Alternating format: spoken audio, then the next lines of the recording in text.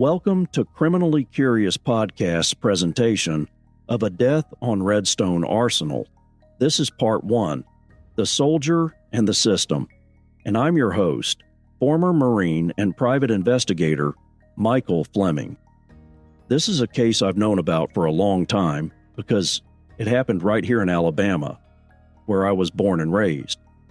In March of 1991, I was a junior in high school, and my best friend had completed Army basic training the previous summer and would be going to advanced individual training in a few more months at Fort McClellan, Alabama, where he would become a military police officer. I remember following the story in the newspaper and watching the Unsolved Mysteries episode when it aired on February 24th, 1993. But then, the case seemed to fade away, at least from the public's view. But the case and the Army's efforts to find answers were far from over. This episode contains descriptions of graphic violence, including themes of murder and suicide, so listener discretion is advised. In telling this story, I've used aliases to protect the identities and privacy of individuals who have never been named in conjunction with this case. One final note before we dive in: this will be a lengthy multi-episode case because I want to present you, the listener, with all the facts, the evidence, the interviews, and the background, essentially walking you through what investigators uncovered, how they interpreted their findings and why, and help you understand why this case continues to be a mystery. Get your snacks, pencils, and notepads ready. It's time to be criminally curious. In the early morning hours of March 13, 1992, people in North Alabama woke up to a story that did not make sense. On the morning news and in the morning paper, they learned that a 20-year-old Army military policeman had been found dead on Redstone Arsenal, one of the most secure military installations in the country. The news reported that he was discovered during his patrol, lying near his vehicle, shot in the head with his own service weapon. His patrol car was still running. The headlights were on. His radio transmission had cut off mid-sentence. The base was immediately locked down. Every vehicle entering or leaving was stopped and searched. Armed patrols fanned out across the installation. Early reports said he might have been tied up. Others said his hands were restrained. Some accounts said he had been ambushed. Others said investigators were not ruling out suicide.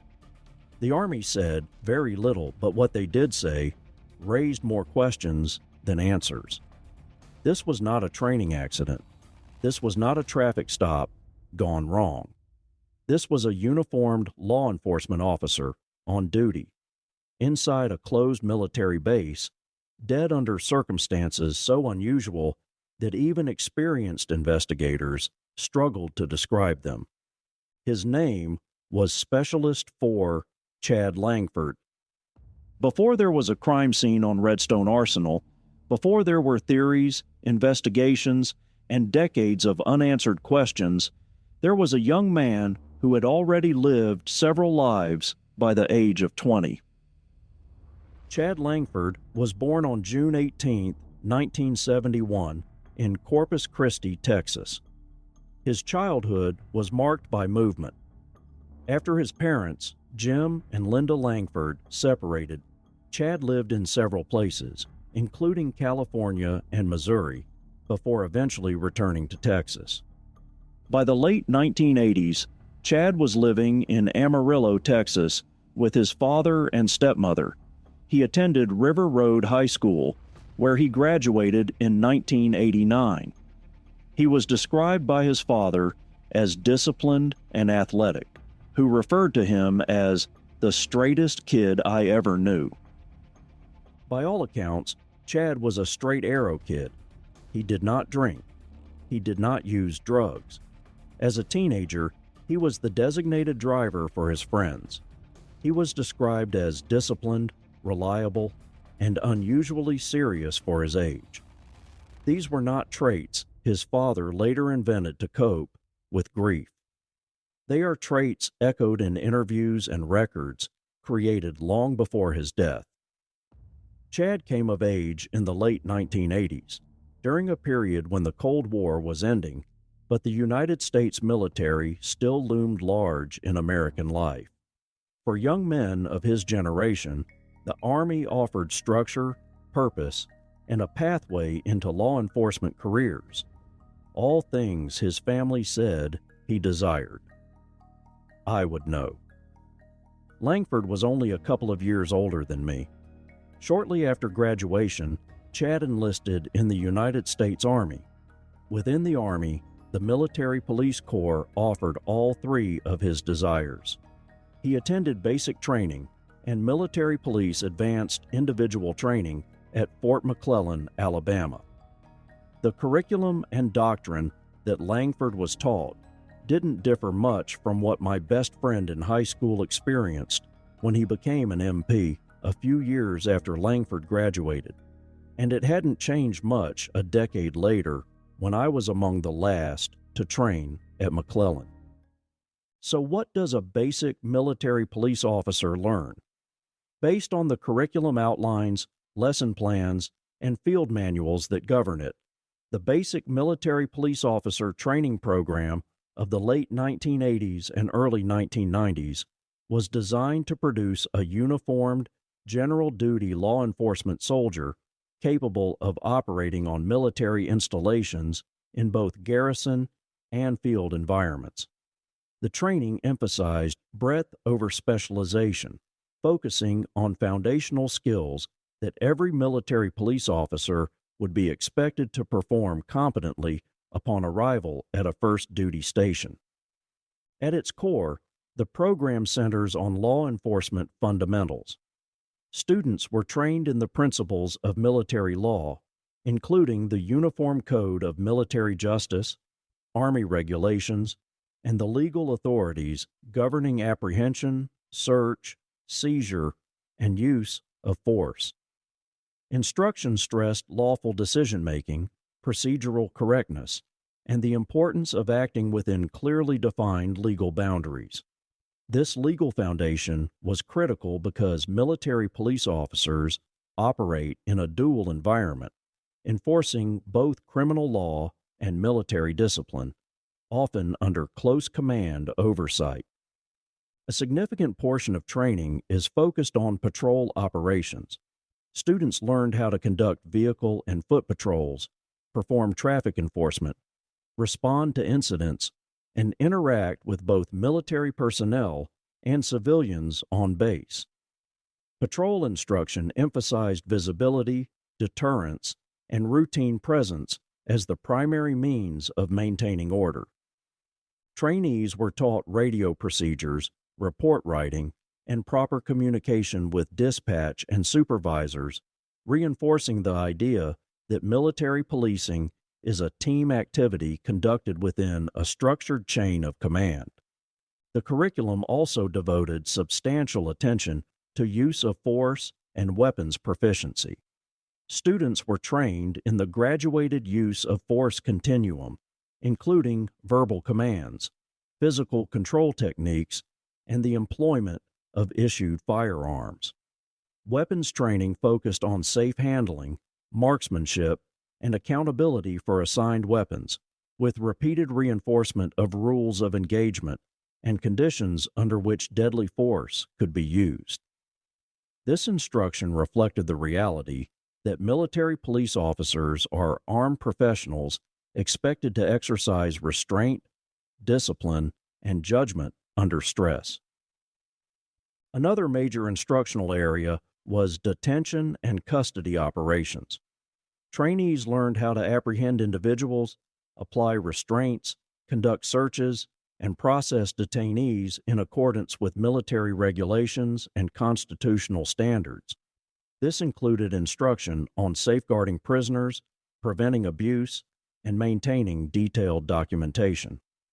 The emphasis on detainee handling reflected the military police role in maintaining good order and discipline while upholding legal and ethical standards. Field manuals and lesson materials also show a strong emphasis on security and force protection tasks. Students were trained in access control, gate operations, installation security, and response to threats against military facilities. This included guard duty, identification procedures, and coordination with other base security elements. In the context of the Cold War's end and emerging post-Cold War security concerns, these topics were considered essential to protecting personnel, equipment, and sensitive infrastructure. Finally, the program incorporated field training and practical exercises designed to integrate classroom instruction with real-world application. Trainees participated in scenario-based exercises involving traffic stops, disturbance calls, accident response, and basic crime scene awareness. These exercises reinforced discipline, adherence to procedure, and reliance on established protocols rather than improvisation. The overall goal was to instill consistency, predictability, and professionalism in new military police officers. Taken together, the basic military police officer training program of this era was structured to produce competent, rule-bound generalists. Its subjects reflected the Army's expectation that military police officers would serve as visible enforcers of law and order, capable of handling routine incidents, maintaining security, and operating effectively within a tightly regulated institutional framework. After completing this training, Langford was stationed overseas in Korea, then reassigned to Redstone Arsenal in Huntsville, Alabama. It was not a combat post. It was a sprawling research, development, and testing hub with a massive civilian workforce. MPs at Redstone spent their days running traffic stops, working gates, responding to minor incidents, and patrolling miles of quiet roadways. It was, by most accounts, routine and uneventful work. At the same time, the world was changing. In August 1990, Iraq invaded Kuwait. By early 1991, the Persian Gulf War was underway. Many soldiers deployed. Langford did not. He remained stateside, performing day-to-day MP duties while others went to combat. This context matters. For young soldiers who expected intensity, importance, or action, life on a large stateside base could feel anticlimactic. Law enforcement on Redstone falls under the Provost Marshal's office, or PMO. The PMO supervises military police patrols, gate security, and routine investigations. MPs wear uniforms, drive marked vehicles, and operate visibly. When serious crimes occur, the PMO turns the case over to CID, the Army's Criminal Investigation Division. CID agents are senior, experienced MPs who undergo extensive, specialized investigative training. They handle homicides, major thefts, drug trafficking, and corruption. Chad Langford was not CID.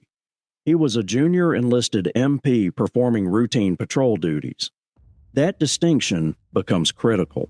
On the night of March 12, 1992, Chad Langford was on routine patrol. At approximately 9 p.m., he radioed in that he was checking on a stalled vehicle. That transmission was his last. Moments later, dispatch lost contact with him. Backup units were sent. They found his patrol car, a 1991 Chevrolet Lumina 4-door black and white, stopped along a remote base roadway. The engine was running. The headlights and four-way signal lights were on, but the emergency strobe lights were off. The driver's side door was open, and the microphone from the radio was hanging out of the vehicle. Langford's body was on the ground next to his patrol car, in a pool of blood near the left rear tire of the MP sedan. There were also several blood spots scattered over a large area of the ground and spatter on the left rear quarter panel of the MP sedan. Various items of MP gear and equipment were scattered about. The responding MP that located him radioed dispatch. All available MPs were sent to the south end of the base. All of the entry-exit gates to the base were locked down. At least one off-duty MP that was asleep in the barracks was woken and told to report to PMO. Langford had been shot once in the head. The green lanyard for securing his M1911A1 .45 caliber duty pistol was loosely tied around his ankles. The radar remote control box from his vehicle was found with the cable portion loosely tied in a knotted loop around his neck. A pair of black handcuffs were clamped around his left wrist, but not double locked, while the other side of the cuffs was opened. Clutched in Langford's left hand was a key chain with several keys, including a handcuff key. Langford's battle dress uniform cap with his rank insignia was partially stuffed in his mouth. Langford's weapon was found on the ground near his left shoulder. The hammer of the pistol was to the rear, and a round was in the chamber. The pistol had a magazine containing 2 rounds inserted into the magazine well. 2 spent shell casings were located at the scene, one on the road and one on the driver's seat cushion. No bullets were recovered. Inside the MP vehicle, a pager was found clipped to the radar unit. In the driver's seat, along with one of the spent shell casings, were 2 olive drab buttons. A third button was found on the ground near the open front door of the MP sedan. On the right rear seat was a black briefcase containing a yellow legal pad and miscellaneous documents. One of the MPs responding to the crime scene, a corporal that we will call Morick, made a curious finding on his way to the scene. Langford's brassard, a cloth band identifying him as an MP, was found a quarter-mile away in the roadway, along with his portable radio and his ID. The radio was perfectly upright, with the wired shoulder microphone clipped to the antenna, and the items clearly weren't thrown from a vehicle, as the radio didn't have any scratches. They were staged. From the start, the scene defied easy explanation. When they found him, Langford was alive. First aid began immediately. The hat was removed from Langford's mouth and tossed aside. The radar cord around his neck was cut and discarded. The lanyard was pulled off his legs. Langford's body armor and weapons belt were removed, and his BDU blouse was ripped open by EMTs. Langford was transported by ambulance to Huntsville Hospital, where he was pronounced dead at 10:04 p.m., March 12, 1992. The military police desk sergeant notified CID that Langford had been found with a gunshot wound to the head at approximately 8:40 p.m. CID examined the area extensively. The first examination was at 9:15 p.m. on the 12th, and they returned for another examination at 7:40 a.m. the next morning. An MP was at the crime scene overnight to keep it secure. There were no signs of a struggle consistent with an ambush. There were no drag marks. There was no evidence of a second vehicle fleeing the scene. The location was isolated, but not hidden. CID agents prepared sketches of the crime scene, took photographs, including pictures of all evidence collected, and an overall view of the scene. With daylight the next morning, they also produced a videotape of the crime scene. They collected 10 Polaroid color photographs of the scene taken by the same MP corporal that found Langford's brassard, radio, and ID. The corporal took those photos before Langford was transported by EMS. all of Langford's belongings went into evidence.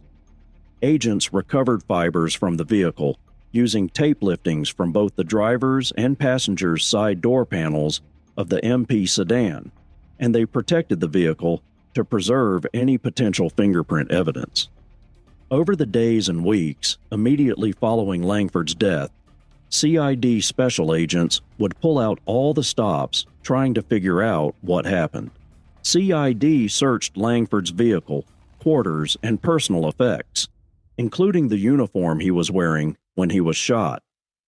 A significant find was made while searching through Langford's uniform, although it received little attention beyond a note by the CID special agent in the initial report. As someone who has personally worn and struggled with keeping a brassard in place while working long shifts driving and walking, this was one of the first details to grab my attention.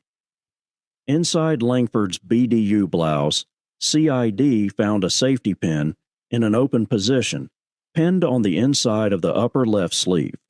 Safety pins are frequently used inside the sleeve to secure the brassard in place on the outside of the sleeve, as the brassard is prone to slipping down the sleeve with almost any movement.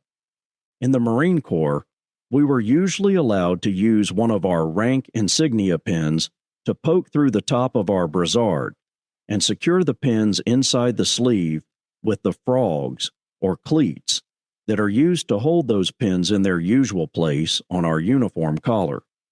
But we were only allowed to use rank insignia like that in our camouflage BDU uniform.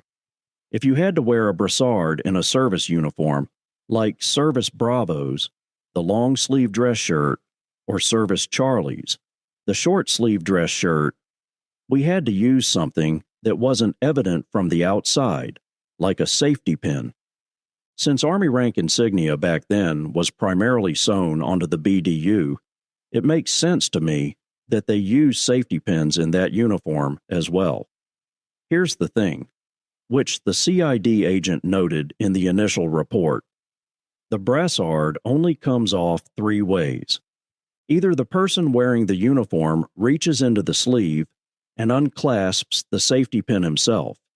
He allows someone else to reach inside the shirt to unclasp it, or the brassard is ripped from the sleeve by force, which would damage the uniform and the safety pin and still may not result in removing the brassard from the uniform. The CID agent noted, "It is very unlikely that an unidentified suspect would take the time to either remove or have Langford remove his MP brassard in this manner, as time would be crucial to the suspect." There was no evidence that the MP brassard had been torn or ripped from Langford's BDU shirt. At about 7:40 a.m., the morning after Langford's death, a CID special agent conducted a search of Langford's barracks room, room B201, building 3498, which was a few blocks north of and uphill from PMO headquarters. They found a .25 caliber pistol in Langford's top right desk drawer. It was subsequently identified as belonging to Langford. What they didn't find was any writings indicative of suicidal ideation. Later that morning, CID searched Langford's vehicle, which was parked at the barracks. That search did not yield any evidence. During the initial investigation, between March 13th and April 16th, CID conducted 56 interviews. One of the first occurred the day after Langford died, March 13th, 1992. That interview was with Langford's platoon sergeant, who was also the operations sergeant at PMO. The platoon sergeant was a sergeant first class, a senior staff non-commissioned officer. We will refer to him as Sergeant First Class Thorne. Thorne told the CID agent that Langford always wore rosary beads around his neck, whether on or off duty. He stated that he didn't remember seeing the rosary around Langford's neck at the scene. The CID agent recalled that he had seen rosary beads lying on the floor when he searched Langford's room earlier that morning. Thorne thought that was significant because Langford never took them off, even when taking a shower or going to bed. Thorne called him a hard charger and professional soldier and stated he never had any trouble from Langford. He said the only time he heard anything negative about Langford was one time he had a female in his barracks room after the hour that all females were supposed to be out of the barracks rooms. But he also recalled an incident that occurred within the past month that involved Langford. In that incident, the Huntsville Police Department had stopped Langford, and they had observed and subsequently reported to PMO that Langford had an AK-47 rifle in the back seat of his private vehicle.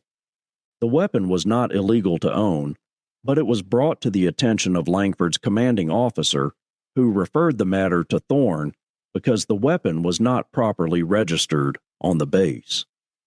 Thorne planned to give Langford a formal counseling, but had not yet done so.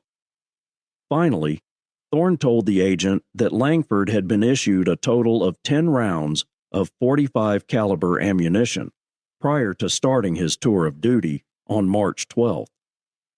Since 2 spent casings were found at the scene, plus 2 more rounds in the magazine inserted in the weapon and 1 round in the chamber, along with a second magazine of 5 rounds recovered from Langford's duty belt, all 10 of those rounds were accounted for. After the interview, the agent went back to Langford's room and collected the rosary, which was lying on the floor next to a chair in front of a television. CID interviewed and took statements from 11 others that day. Most were MPs. 3 were civilians off base. A specialist from the 8th 32nd Ordnance Battalion on Redstone, whom we will call Specialist Fenrick, told agents that she was acquainted with Langford and had seen him at times in the enlisted club on post. She said that she had heard rumors starting in January 1992 that Langford and another soldier were making extra money by delivering packages in Huntsville. She said Langford was supposedly making as much as $1,000 a week trafficking drugs, but she couldn't provide any information to substantiate the allegation.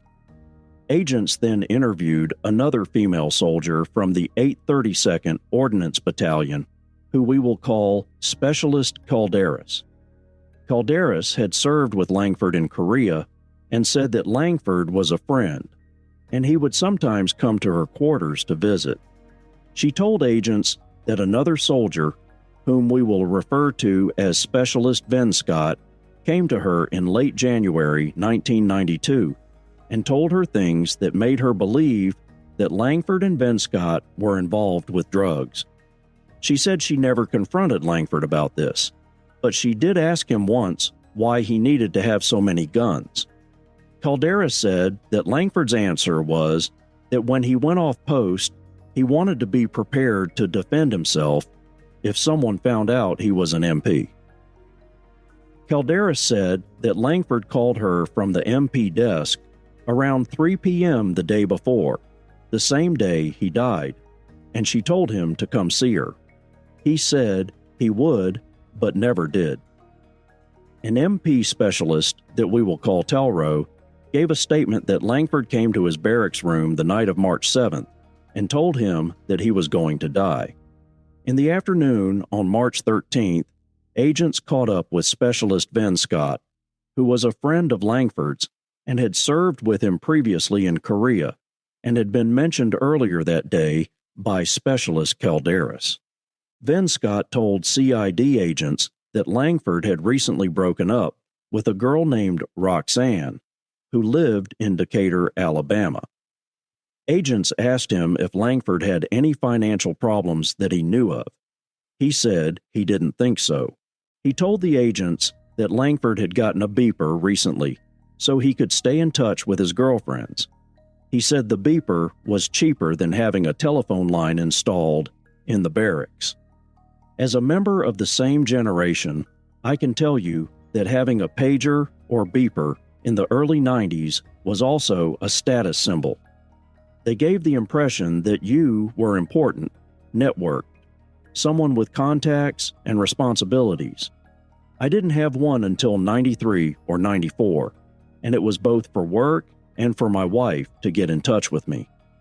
For those not familiar with them, those first-generation pagers had a phone number that you could give your colleagues and friends. They would call the number and enter the telephone number that you could call them back at. That number would appear on the pager, and the next time you were near a phone, be it at a business or residence, or a payphone, you could call them back. Most of us had special codes that people in the know could send to convey a certain message. One of the most popular ones was sending 911, which didn't mean for you to call the cops, but that someone urgently needed to talk to you. In my case, 911 meant for me to call the alarm room, also known as dispatch, to get additional information or instructions that were too sensitive or wordy to put over the radio. Cell phones were a thing at the same time, but they were extremely expensive, and not many had them. We called them car phones in the early 90s because they weren't really portable, not like today. They were usually wired directly into a vehicle's electronics to get their power, and the unique cell phone antenna on the back glass of a car became another status symbol. I can remember stores like Spencer's in the mall sold fake adhesive cell phone antennas for your car, just to make you look important at red lights. I saw my first truly portable cell phone around 1993 when the 6 medic units in the Montgomery Fire Department got them. We called them bag phones because they were mostly a giant, heavy battery in what looked like a purse. The ones the medics carried could be attached to the newer defibrillators, and a patient's EKG could be sent to the ER over the bag phone. That was a pretty cool feature, but I never actually saw it done. We didn't tend to stay on the scene very long for calls like that, and with 4 ERs scattered around Montgomery, it didn't take very long to get a patient to the hospital either. Later that same day, March 13th, the day after Langford was found shot, CID agents interviewed Venscott again. They had learned that Venscott also worked with Langford previously in Korea. Specialist Venscott told them that he and Langford were good friends, and that he never saw Langford drink alcohol. After he received orders to Redstone Arsenal in August 1991, Venscott and Langford were on the Special Reaction Team, or SRT, where they became very good friends. Based on Army doctrine, the SRT is a specialized military police team intended to respond to high-risk, time-critical law enforcement and security incidents that exceed the scope of routine patrol or gate operations. In the late 1980s and early 1990s, SRTs were conceptualized as controlled, command-authorized response elements designed for situations such as armed barricaded subjects, hostage scenarios, high-risk apprehensions, and serious disturbances threatening installation security. Doctrine consistently frames the SRT as a deliberate, centrally directed asset, not an ad hoc or informal function, and emphasizes that its deployment required approval through the Provost Marshal's office and installation command channels. Assignment to an SRT was not automatic or universal among military police. SRT personnel are usually experienced MPs, typically volunteers, who are selected based on demonstrated proficiency in basic law enforcement skills, physical fitness, weapons handling, discipline, and reliability. SRT members undergo additional training beyond basic MP qualification, including advanced firearms training, close quarters movement, team tactics, building clearing, and coordinated response procedures. Doctrine stresses repetitive collective training, strict command and control, and standardized operating procedures, reflecting the Army's concern that high-risk law enforcement actions be carried out only by personnel who had been specifically trained and evaluated for those tasks.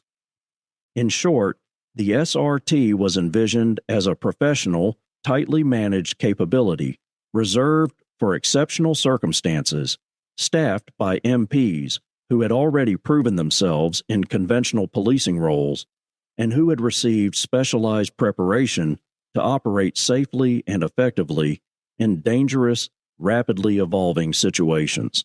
Vin Scott also told the agents about a third MP, also a specialist, who was now at Redstone but had been with him and Langford in Korea too. This was Specialist Calderas, whom the agents had interviewed earlier. The three of them often went to the enlisted club on Redstone Arsenal together. Vin Scott described Langford as a ladies' man, saying he regularly picked up different women at the club.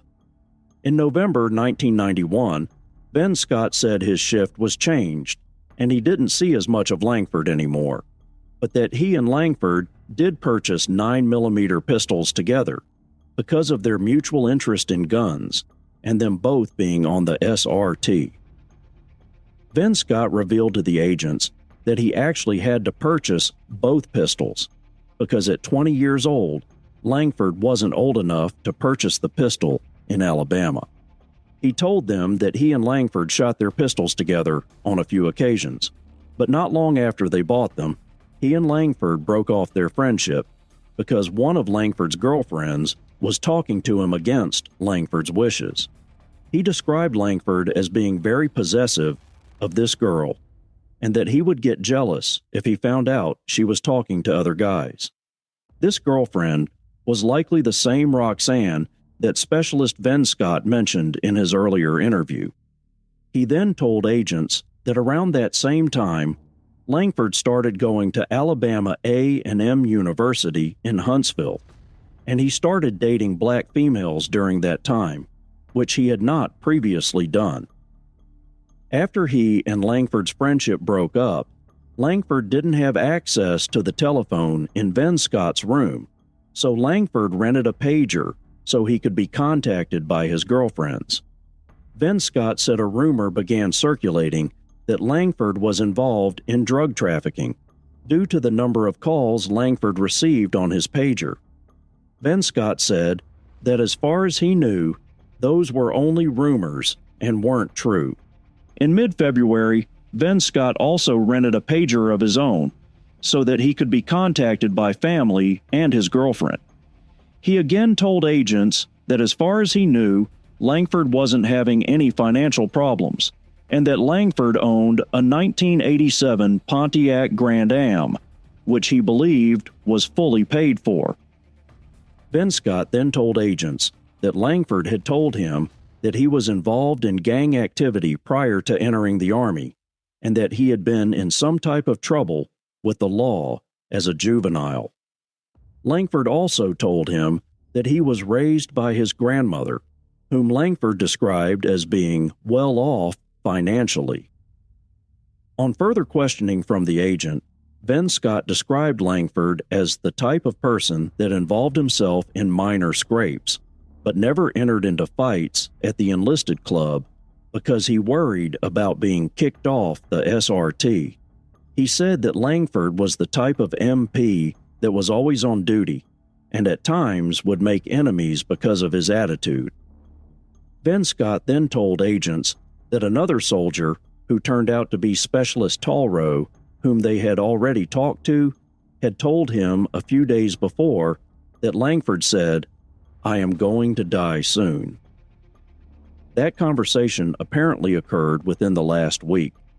To the best of his knowledge, though, Langford did not have any real enemies, and no one had threatened him.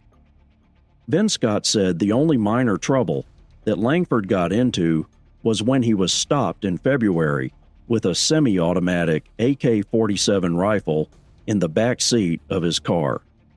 He said the weapon wasn't registered on base and that Langford knew he would be getting into some trouble over that. Before the interview ended, Vin Scott repeated that the frequent contacts on Langford's beeper were from his girlfriends, and that neither he nor Langford were involved in any drug-related activity. Agents then went to Alabama A&M University to Buchanan Hall to locate and interview the girl that Langford had been seeing there, according to Specialist Scott.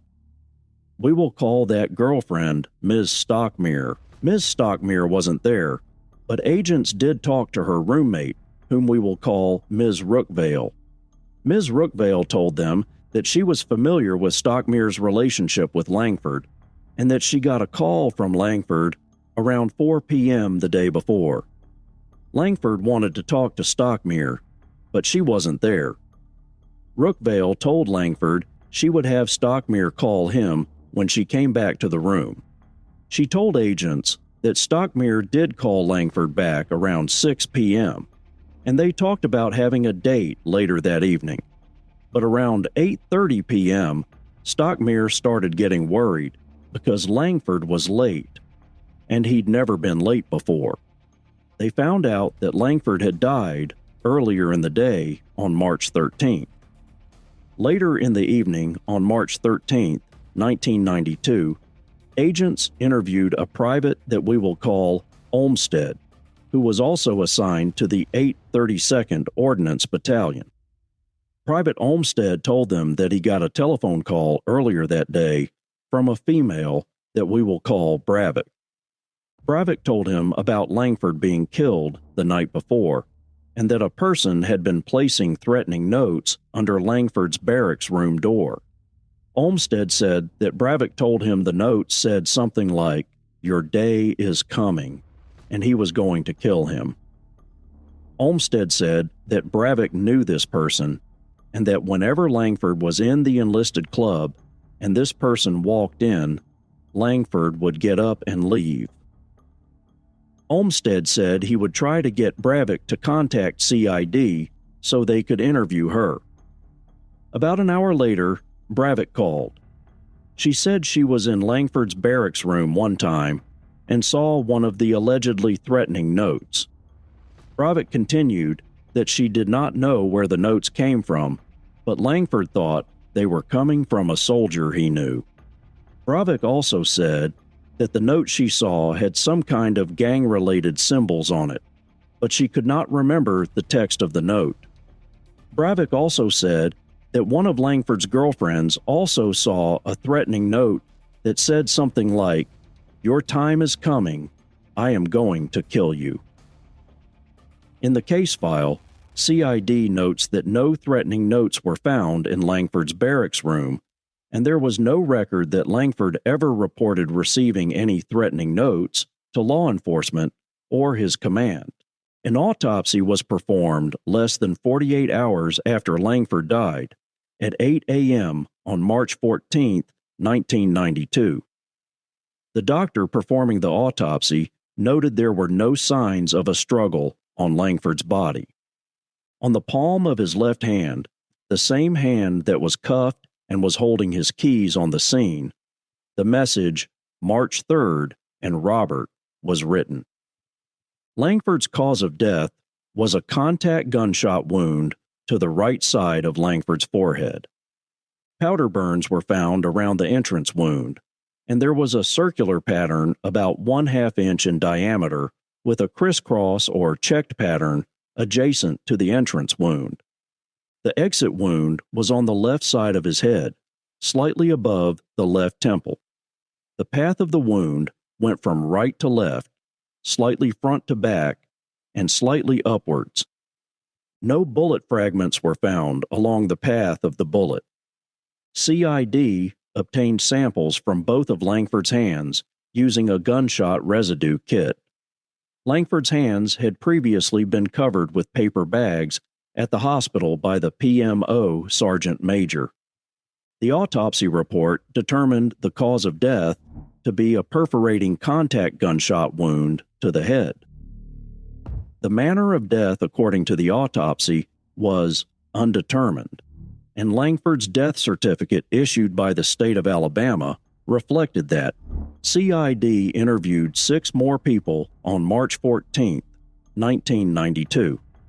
Several of them were providing tips that CID would follow up on later. The first interview of substance was with one of the civilian security force personnel that worked on Redstone. On large Army installations like Redstone Arsenal, base security has long been a hybrid system made up of both military police soldiers and a civilian security guard force. The security guard force consisted of federally employed civilian guards whose primary mission was access control and fixed site security. They worked the gates, checked identification, controlled entry points, and provided a constant security presence at sensitive facilities. Unlike MPs, they were not rotational soldiers and did not deploy. They provided continuity and institutional knowledge on installations with large civilian workforces, contractors, and visitors, which Redstone had in significant numbers, even in the early 1990s. The relationship between the civilian security guards and the MPs was structured and complementary. The guards operated under the authority of the Provost Marshal's office, just as MPs did, but their duties were narrower and more static. MPs handled mobile patrols, law enforcement responses, investigations, traffic enforcement, and incident response, while the guards focused on prevention and control at fixed locations. In practice, this meant that an MP might respond to an incident initiated or observed by a security guard, and guards would defer enforcement actions beyond their authority to MPs. The system allowed Redstone to maintain security across a sprawling installation without relying exclusively on soldiers for tasks that required permanence rather than tactical flexibility. The security guard force member that agents interviewed on March 14th had made a traffic stop during the base lockdown, not far from where Langford was found. We will call this guard force member GS7 Ashcombe. When Ashcombe stopped the vehicle, he radioed an MP sergeant that we will call Sergeant Quintus. When Quintus got there, the soldier that had been stopped said that he had a fight with his wife and that he was driving around to cool off. Ashcombe thought the soldier may have a part-time job at one of the local Taco Bell restaurants. Sergeant Quintus took the soldier's military ID card and told him to come by the MP station the following morning to pick it up, at which time a field interview card would be completed. The next person CID agents interviewed that day was a new MP officer that had reported to the unit the day Langford was shot. We will call him Specialist Ketterly. After checking in at PMO headquarters, Ketterly met and rode with Langford during part of the afternoon on March 12th, from about 5:30 p.m. to 6 p.m. Ketterly said that Langford appeared to be in a good mood and even seemed to joke around. He said they patrolled only around the troop quarters area of post and did not go to any outlying areas. At around 6 p.m., Langford dropped him off at the barracks so that he could put on his camouflage BDUs, since he had been riding around with Langford in civilian clothes. Ketterly left Langford in the MP sedan while he changed clothes, and when he returned about 10 minutes later, he discovered that Langford had left. Ketterly stated that he walked to the MP station, where he waited about 15 minutes for Langford. At about 6:30 p.m., he saw Langford coming into the MP station as he was walking out. Ketterly said that Langford told him that he would be back in a minute because he had to make a telephone call, but Ketterly left the MP station, returned to the barracks, and got in his own car to go to the post exchange. Ketterly did not return to the MP station that night, and that was the last time he saw Langford. That afternoon, agents interviewed an MP sergeant that we will call Drelson. Drelson said that around 8:15 p.m. on March 12th, the desk sergeant requested that he get dressed and come to the MP station because Langford was missing. Drelson said that when he heard over radio traffic that Langford had been found shot, he went to the scene, where he stayed overnight to secure the scene. He said he only knew that Langford was a professional on the job. Agents then interviewed the MP radio operator that was on duty the night Langford was shot. We will call him Specialist Lornell. Lornell gave a statement about the events that transpired on March 12th, the night Langford was shot. In the afternoon on the next day, March 15th, CID agents interviewed another MP that worked with Langford, whom we will call Specialist Zarnick. Zarnick had been stationed at Redstone for about 8 months and said that he did not associate with Langford socially, but knew him from working with him.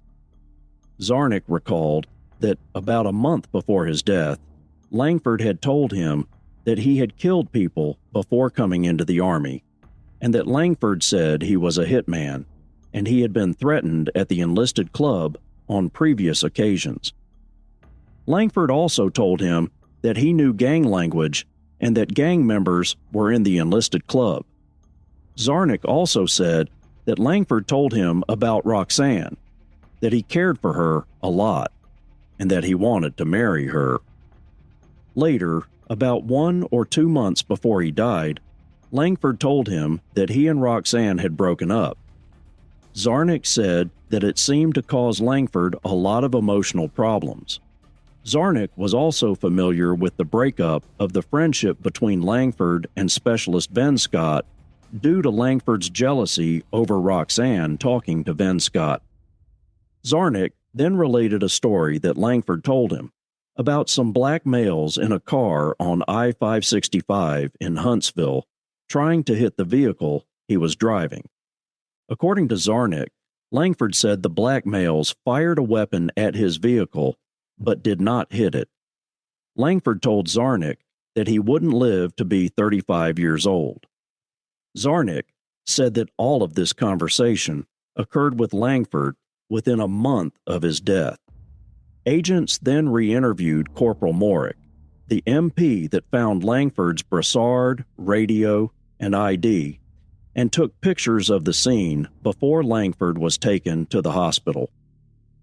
Morick said that the evening and night of March 14th, Specialist Talrow told him that he heard that Langford, Specialist Ben Scott, Specialist Whitmer, and Private Carswell were going to knock off an MP money escort van.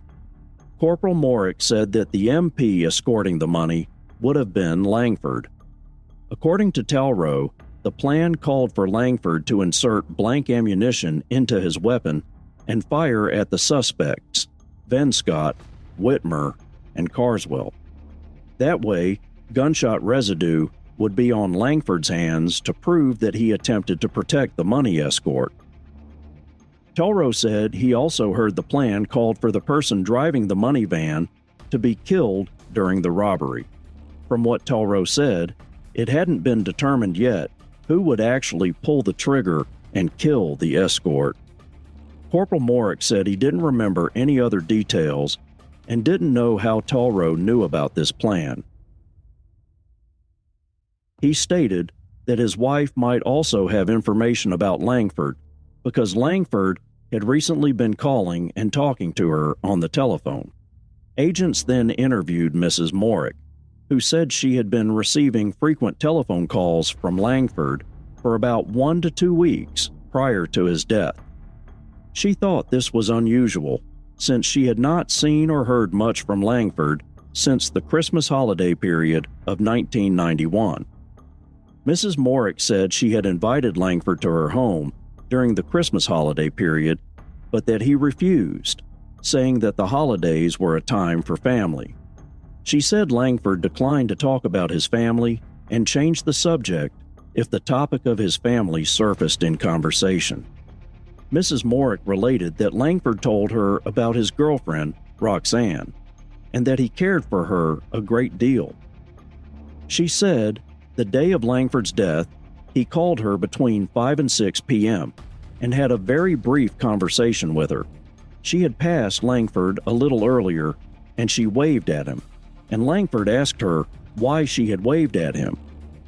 Langford also made small talk and asked her what she was doing and ended the conversation by saying that he had to go. Mrs. Morick said she didn't have a chance to say goodbye because Langford hung up the phone so quickly. By the time CID finished its first wave of interviews, the picture they were assembling was already far more complicated than the headlines suggested. They were no longer just looking at a puzzling death scene. They were looking at a young military policeman who told wildly different stories to different people. A soldier who cultivated mystery, exaggeration, and bravado. A man who spoke openly about danger, about dying young, about enemies and threats that no one else could confirm. And then there was this, a rumor serious enough that CID put it in writing. A plan, allegedly discussed among fellow soldiers, to rob an MP money escort from the inside. A plan that would have required deception, staging, and a willingness to let someone die. But at this point, CID had only scratched the surface. In Part 2, we go deeper. We'll learn from more interviews and evidence, and the contradictions that emerge as time goes on.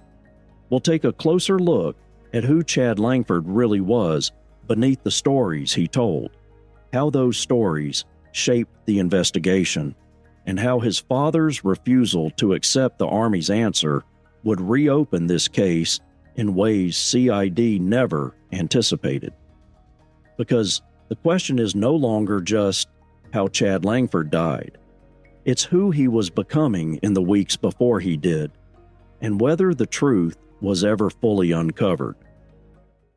Before you go, make sure you're following Criminally Curious on social media. You can find us on Facebook at Criminally Curious and on TikTok and YouTube at Criminally Curious AL. You can also find everything in one place at our website, criminallycurious.com. If you want to go deeper than the podcast, check out our Patreon at patreon.com/criminallycuriouspodcast. Patreon supporters get early access to new episodes, bonus content, and exclusive material, including Freedom of Information Act files, primary documents, timelines, and case records that don't always make it into the show. Patrons can also participate in a monthly Q&A session designed for serious true crime listeners who want to ask questions, challenge assumptions, and explore the details together. Thanks for listening. Thanks for supporting independent investigative storytelling. And until next time, stay curious.